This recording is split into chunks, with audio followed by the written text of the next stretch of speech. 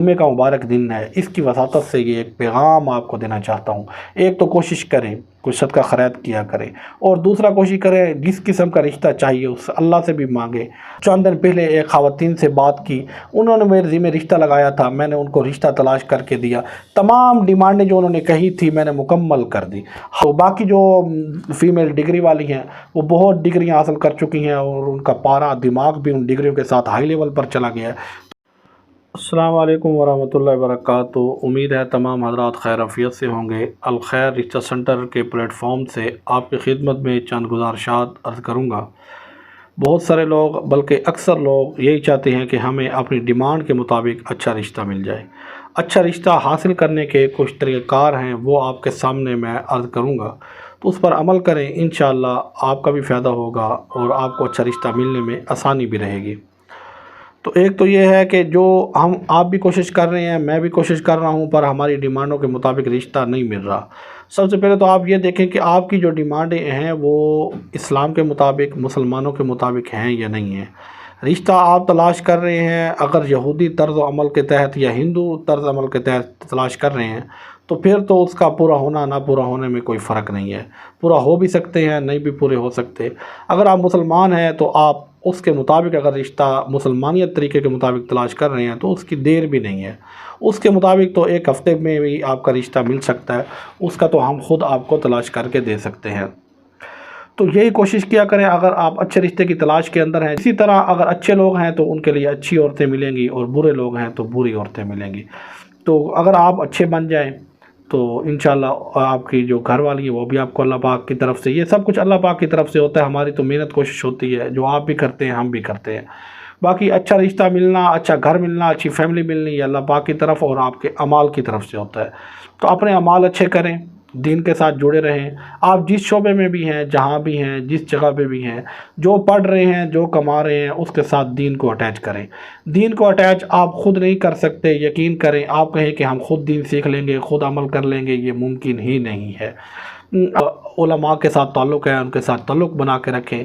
یہ اتنا بڑا دین ہے، دیکھیں ایک موچی کا کام ہے جوتے سینا، وہ آپ خود نہیں کر سکتے۔ ایک کسی الیکٹریشین کا کام ہے، وہ آپ خود نہیں کر سکتے۔ دنیا کا چھوٹے سے چھوٹا کام بھی آپ خود نہیں کر سکتے، اور اتنا بڑا دین اور پوری زندگی اس کے مطابق گزارنی، اور 24 گھنٹوں کی زندگی، پھر ہمارا بچپن، پھر ہماری جوانی، پھر ہمارا لڑکپن، ہماری شادی کے مسائل، پھر اس کے مطابق زندگی، پھر بڑھاپے کے مسائل، پھر اس میں غمی خوشی، رشتہ دار، بہن بھائی، لین دین، معاملات، یہ سب کچھ آپ اپنی طرف سے کیسے کر سکتے ہیں؟ خود کیسے اس کو سمجھ سکتے ہیں؟ یہ بالاتر ہے، یہ بیوقوفانہ عمل ہے۔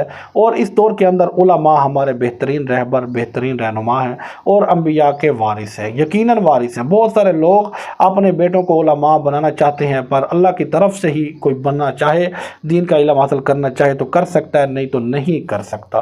تو بہت سارے لینڈ لارڈ لوگ اپنے بیٹوں کو عالم بنانا، بڑی بڑی سہولتوں کے اندر، آسائشوں کے اندر بنانا چاہتے ہیں، پر نہیں بنا سکتے۔ اللہ کا امر نہیں ہوتا، اللہ کی منظوری نہیں ہوتی، تو وہ نہیں، اتنی آسائشوں، اتنی راحتوں اور اتنے پیسہ لگا کر بھی کسی کو عالم دین نہیں بنا سکتے۔ تو یہ عالم دین جو بنتے ہیں یہ غریب، مسکین، یتیم اور اللہ کے برگزیدہ بندے اور اللہ کے چنے ہوئے لوگ ہوتے ہیں۔ تو ان کے ساتھ جڑے رہیں، اتحاد رہیں، اور اپنی زندگی کو ان کے ساتھ جوڑ کر رکھیں، ہر معاملے کو ان کے ساتھ جوڑ کے رکھیں، تو انشاءاللہ اس کا آپ کو بہت بڑا بینیفٹ ہوگا۔ چند دن پہلے ایک خواتین سے بات کی، انہوں نے میرے ذمہ رشتہ لگایا تھا، میں نے ان کو رشتہ تلاش کر کے دیا، تمام ڈیمانڈیں جو انہوں نے کہی تھی میں نے مکمل کر دی، ہر ڈیمانڈ مکمل کر دی۔ صرف اس میں ایک مسئلہ رہ گیا تھا، ایک ان کی ڈیمانڈ چھوٹی سی تھی، وہ اگر اگنور کر دیتی تو میں کہتا ہوں سوئی پرو کر میں نے اس کی وہ ڈیمانڈیں پوری کی۔ جیسے سوئی کے ساتھ کسی چیز کو سیا جاتا ہے نا، تو کوئی سوراخ نہیں رہ جاتا، ایسے میں نے ان کی ڈیمانڈوں کو پرو کر پورا کیا تھا۔ ایک چھوٹا سا سوراخ اگر وہ اگنور کر دیتی، اس نے اگنور نہیں کیا، تو خط میں بھی کچھ حصہ ہے، تو بڑی آپر گئی، بڑی ناراض ہو گئی، بڑی کہتی ہماری مرضی، ہم جیسا مرضی چاہیں، ہم جو چاہیں گے، آپ کو فیس دی ہوئی ہے یہ، بھائی ہمیں فیس دے کر کوئی ملک تو نہیں خرید لیا، اور آپ کی ڈیمانڈیں مسلمانوں کے طریقوں کے مطابق نہیں ہیں۔ ہم آزاد نہیں ہیں، ہم اللہ اور اس کے نبی کے غلام ہیں۔ जुम्मे का मुबारक दिन है, इसकी वसातत से ये एक पैगाम आपको देना चाहता हूँ। एक तो कोशिश करें कोई सदका खैरात किया करें, और दूसरा कोशिश करें जिस किस्म का रिश्ता चाहिए उस अल्लाह से भी मांगे। हम भी कोशिश करते हैं, आप भी कोशिश करें, अल्लाह पाक आसानी वाला मामला फरमाए। पर इसके साथ साथ ये सोच कर रिश्ता तलाश करें कि आप रिश्ता तलाश जो कर रहे हैं, आपकी डिमांड, आपकी रिक्वायरमेंट मुसलमानों तरीक़े के मुताबिक है, हिंदुओं के मुताबिक है, यहूदियों के मुताबिक है, या ईसाइयों के मुताबिक है, तो फिर उस कैटेगरी में जाकर रिश्ता तलाश करनी है, तो आपके लिए आसान रहेगा। अगर आप मुसलमानों के मुताबिक रिश्ता तलाश कर रहे हैं, इस्लाम के मुताबिक कर रहे हैं, आपकी रिक्वायरमेंट भी इस्लाम के तहत है, तो फिर मुसलमानों में इंशाल्लाह आपको मिलने में कोई देर नहीं लगेगी। तो बाकी जो फीमेल डिग्री वाली हैं वो बहुत डिग्रियां हासिल कर चुकी हैं और उनका पारा दिमाग भी उन डिग्रियों के साथ हाई लेवल पर चला गया है। तो मेरी उनसे ये गुजारिश है, अब इन डिग्रियों पर फोकस करने की बजाय और इनके मुताबिक रिश्ता तलाश करने के बजाय, वक्त बर्बाद करने के बजाय, जो पाकिस्तान में हैं लोग, इन्हीं के साथ आपको मज़ीद वक्त गुजारना होगा। तो आपको इन्हीं में रहना होगा, इन्हीं में बसना होगा, इन्हीं में ही चलना होगा। आप इन्हीं के साथ ही चलेंगी, इन्हीं के साथ ही रहेंगी, इन्हीं के साथ ही ज़िंदगी बसर करेंगी। तो इसलिए इनके साथ गुजारा करना और चलना सीखें, अपना वक्त और टाइम बर्बाद मज़ीद ना करें तो बेहतर होगा। उम्मीद है अब बात समझ में आ गई होगी। अल्लाह पाक आपको खुश रखे, जज़ाए खैर दे।